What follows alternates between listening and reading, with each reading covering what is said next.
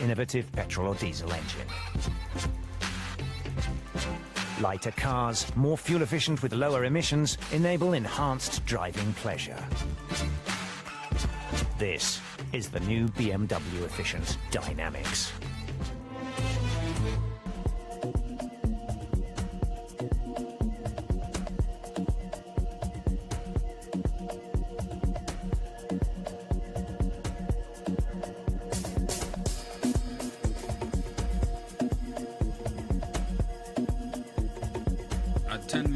Gone after 6 a.m. A very good morning. Welcome to Continental Sunrise Breakfast Show. I am Wildfire DJ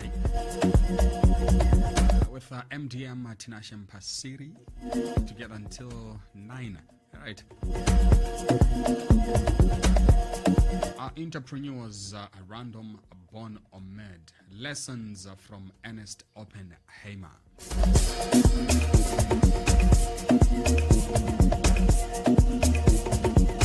Morning, Mr.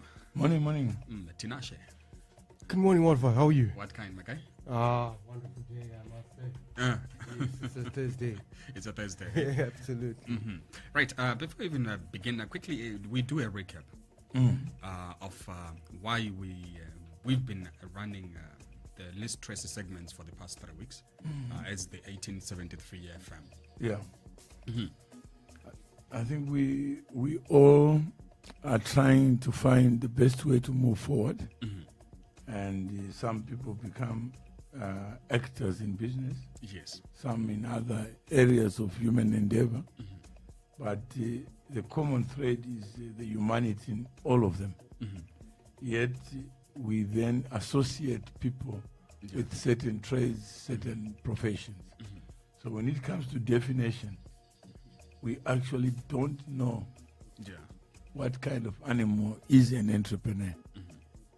And if we don't know, it means actually any definition goes. I mean, one would say, why not stick to the textbook definition? Then let's look at the lives of people we call entrepreneurs, whether they fit into the textbook definition. And what is this definition? So we have looked at so far 20 different individuals in different continents. And the 1873 list of these individuals can get to 10 million or 20 million. After looking at all of this, what are the common threads that we can say, this one, that one makes sense? So when you look at the word transformation and what is being discussed, it means I can convert a villager sometimes into a businessman. How do I do that? What is that motive force that will change one person from this to another? To change your form from poverty to wealth. What does it take? Do I need government? Then we look at Mr. Oppenheimer. Who was he? Where did the government come in? How did he come into South Africa? Was it an invitation or it was something else? Was it luck? Was it planned? And what happened? So we learn that Mr. Oppenheimer, like any other person, was born. Where was he born? Which part of Germany? It was Friedberg. Friedberg, yes. Yeah, and who was his father? His father was Edward Oppenheimer, a cigar merchant. Not a diamond or mining magnate. Magnet or guru. Yeah. So from cigars to being known somewhere. The father was German. What brought him to South Africa? He was sent to South Africa to represent the company as a buyer in Kimberley. Okay. Yes. And when did he start his work? He started working at the age of 17. So we can see most of these people at a young age. So this is youth entrepreneurs. Entrepreneurs. If you want to call them entrepreneurs. I mean, if you look at everyone that we've tackled, from the Cecil John Rhodes to JP Morgan's, these were youths. They were in their teens, actually. Yeah. Most of them. They were teenagers. Uh-huh. Yeah. So most of the changes that we see today in South Africa, the foundation of it Yeah. was laid by young people. Young people, yeah. When he arrived in South Africa, when was that? He arrived in South Africa. Was it that was 1902? 1902. 1902. And who died in 1902? Cecil John Rhodes died in 1902. Yeah. And he arrived at the age of 22. And it is significant that he was sent. So we can see that it was part of his job to come to South Africa. To South Africa, yeah. Not to exploit, not to be a white monopoly capitalist. He was sent just to buy diamonds.